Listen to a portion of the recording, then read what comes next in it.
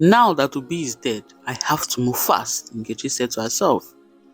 As was tradition, she would be kicked out of the house as she had no sons. The other wives had sons.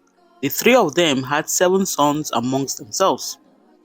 But what can she do, Nkechi said? How can she secure her future and that of her 2 daughters? Nkechi was a very heavy spender. She liked the finer things in life, and that is why she became Obi's 4th wife. She wanted his money, but see now she had no sons.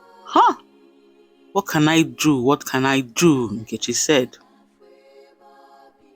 Obi's property was to be shared in 2 weeks. Now that the king had been dethroned, Afam Donuhu was now the acting prime minister. He and the cabinet members worked to crown a new king, but in the meantime, Afam had to oversee the distribution of Obi's wealth amongst his sons. As was tradition, nothing will go to his wives and daughters. Everything will go to his sons according to their birth. Obi had 7 sons. Uchenna and Agunna from the first wife, Uju. Emeka and Chuks from the second wife, Chioma. Ike, Chinedu, and Nnamdi from the third wife, Ngozi. Everything was shared accordingly, with Uchenna as the oldest having the largest share. Nkechi and her daughters got nothing. Instead, as was tradition, Uchenna inherited them as his responsibilities. He had to take care of them, as his father would. Nkechi did not like this. Now, before all the properties were shared, Uju, the first wife, and Afam Donuhu had agreed that they would keep the gold mine a secret. Obi had just bought the land before he was killed. A handful of people knew of the land and that gold was beneath the land. For now, Uju thought to keep it a secret from the family, as she thought of how the situation would be managed without any conflict in the family. However, once a secret is out, it's out. 2 weeks after all the properties had been shared, Emeka and Chuks began to ransack their father's room. "Where is it?" they shouted. "Where is it? Where is this paper?" The whole family heard them and ran to Obi's room. "What is wrong? What are you people looking for?" Uju asked. "Do not act dumb, you wicked woman," Emeka shouted, pointing at Uju. Their mother Chioma stood by with an evil smile on her face, watching them. "Where is the landed property our father bought before he died? The gold on that land has to be shared amongst us all, now." "What land?" Uju asked. She was shocked. How did they know about the gold? Who told them? "Who told us is not important," Emeka said.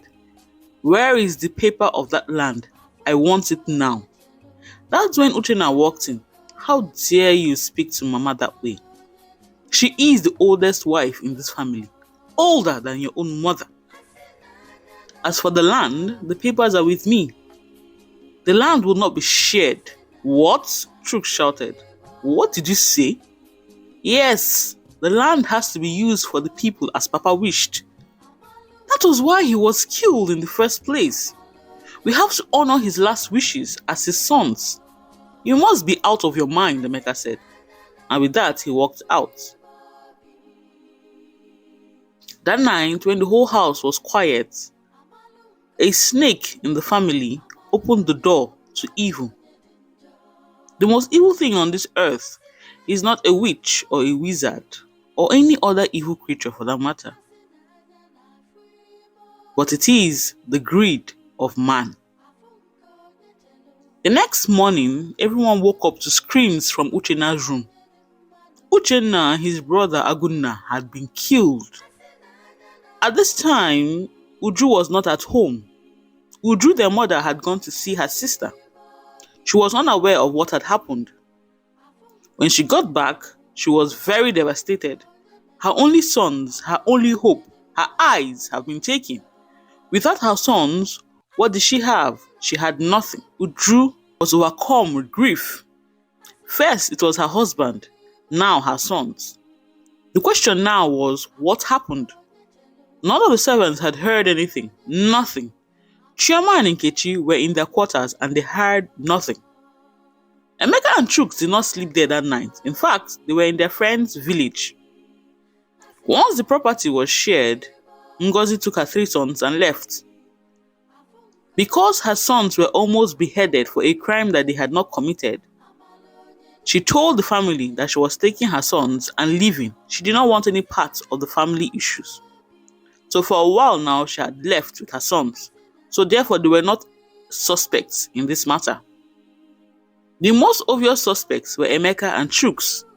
They had threatened their brothers over their father's land. People had seen them do this. But they insisted on their innocence. It was easily verifiable that they were indeed in another village that night. So therefore, they could not be the actual killers. So who then killed them? People asked. Without any proof tying them to the murder, Emeka and Chuks became the oldest sons of the family, and therefore everything went to them. They, however, quickly realized that the papers of the gold mine were not amongst Uchena's belongings. So where was it? The only person who would know was Uju. But Uju had locked herself in mourning for 2 years. No one could see her during this time. Only women were allowed to visit her according to tradition. So they sent their mother, Chioma, to go and ask Uju for the papers of the land. But Uju refused to see Chioma. The woman was, after all, in deep mourning. She had lost her husband and her 2 sons. The only person that Uju allowed in was Nkechi. Nkechi took care of Uju. This is because Uju always protected Nkechi's interest in the family. Nkechi was the 4th wife and she had no sons. As the first wife, Uju protected Nkechi's interest. She protected her daughters. To repay her kindness to her, Nkechi took care of Uju. People are so evil, Nkechi said. So because of this gold mine, just like that now, Uchenna and Aguna are gone. Hi, chai! People are wicked. Uju did not say anything. She was very sad. Nkechi helped her to bathe and dress her up. Only the gods knows where these papers are, Nkechi went on. If you see how Chioma and her sons are scattering this whole house for that paper, you would think that spirits were chasing them, Nkechi said. Still, Uju did not respond. She seemed like a shell, like a zombie. Then, Nkechi sat her down and began to plait her hair. My dear, don't worry. Everything will be okay. Look at me now, see me. I don't have any sons. But I'm okay. I'm doing fine. You will be okay as well. For the first time, Uju's eyes were lit. She began to listen to what Nkechi was saying. Maybe it's Ngozi. You can never tell. Maybe she's even pretending that she has left, Who can hear about such a land of gold and not be interested in it? If it's me, I'll be interested though. Immediately, Nkechi kept quiet. It was as if she had realized that she was talking too much. Once done, she left Uju. Uju sat there for a while thinking. Then she called her servant, Aboma. Obama came immediately to her madam's side. Uju whispered into her ear.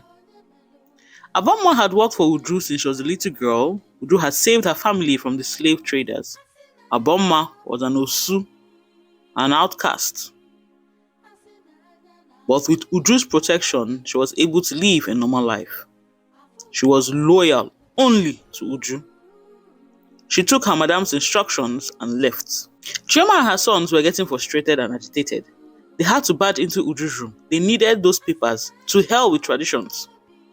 So they barged into Uju's room demanding for the papers. But to their surprise, Uju was not there. She had left. "Where is Uju?" Emeka screamed.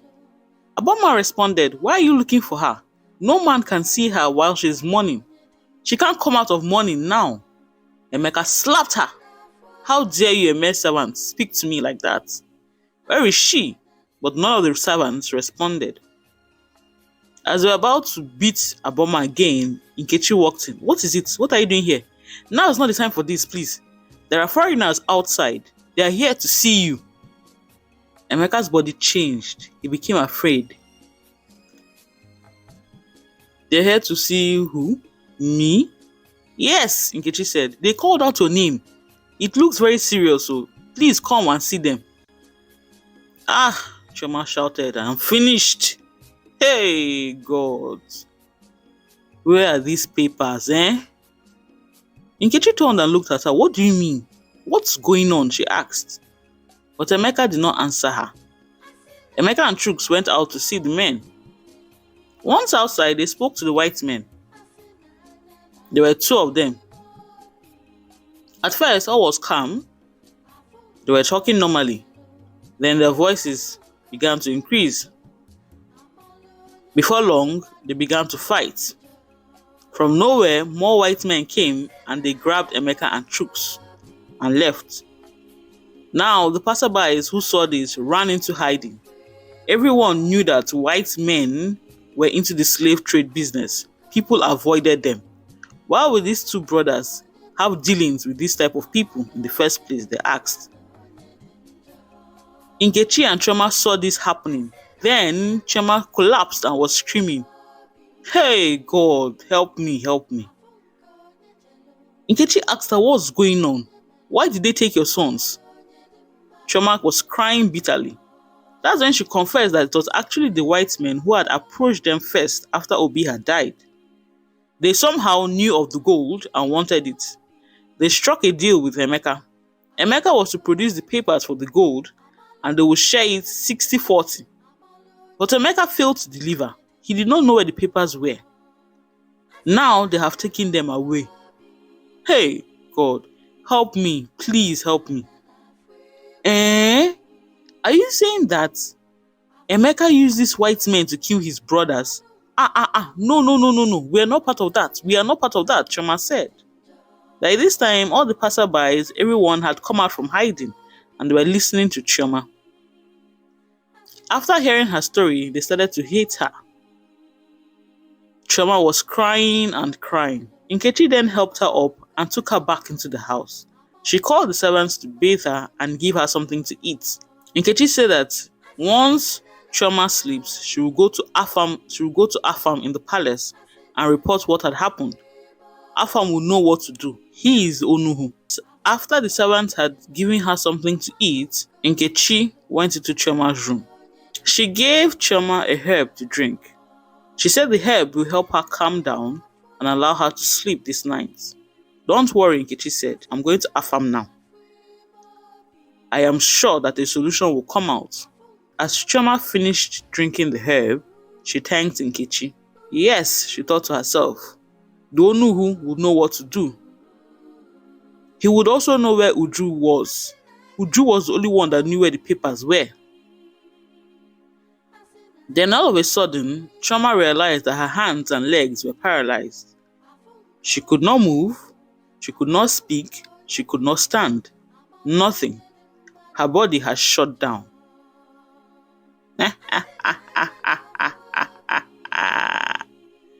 You fool, Nkechi said.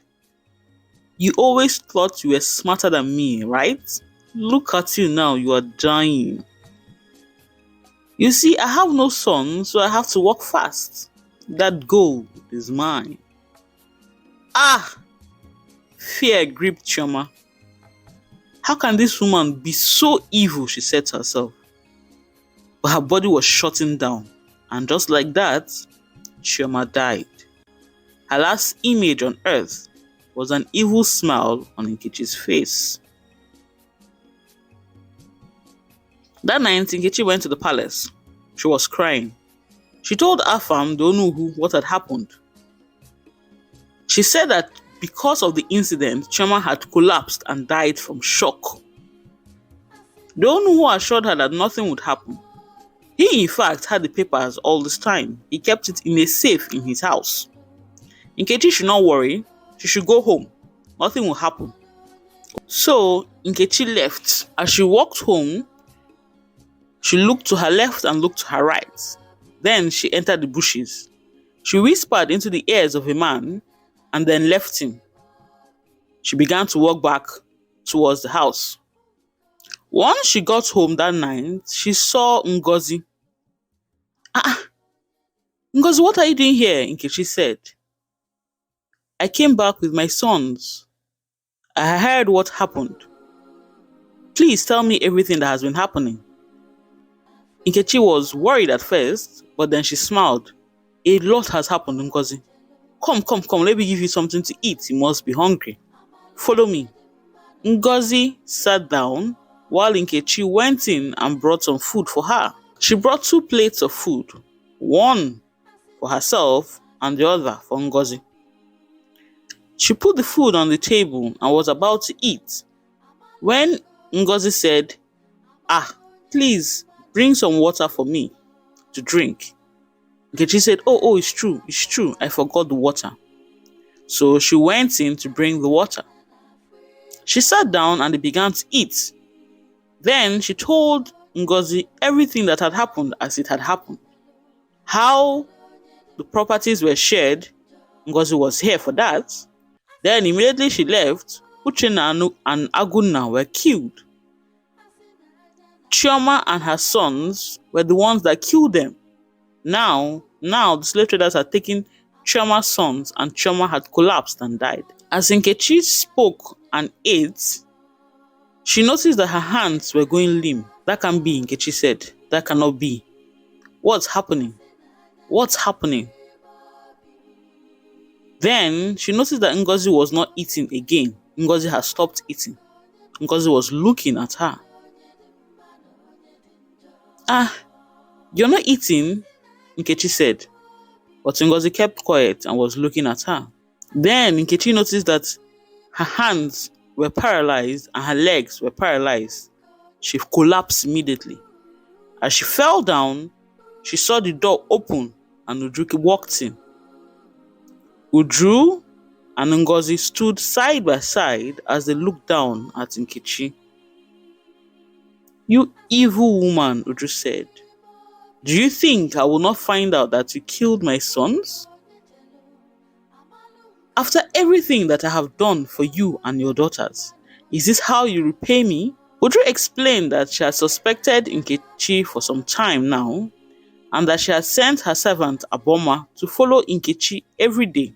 Nkechi was meeting with the exiled king, the king that had been exiled.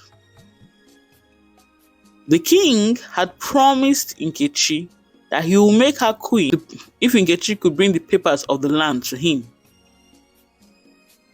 If she couldn't find the papers, then she had to take out all the sons. Once a family did not have sons, the properties would go back to the throne. Once the exiled king takes over the throne, then he will have right over Obi's land. But then, suddenly, Afam revealed to them where the papers were. Unbeknownst to Nkechi, Afam had set a trap. There were no papers in any safe. The men that she had sent to Afam's house were caught. And they had also confessed that it was Nkechi and the exiled king that had sent them. They were the ones that had killed Uchenna and Aguna that night. Nkechi was the one that had opened the door for them. Uju and Ngozi stood and watched as Nkechi took her last breath. Afam, the Onuhu, sent royal guards to behead the exiled king. Uju, Ngozi, and her sons lived together in Obi's house. The land was used according to the father's wishes.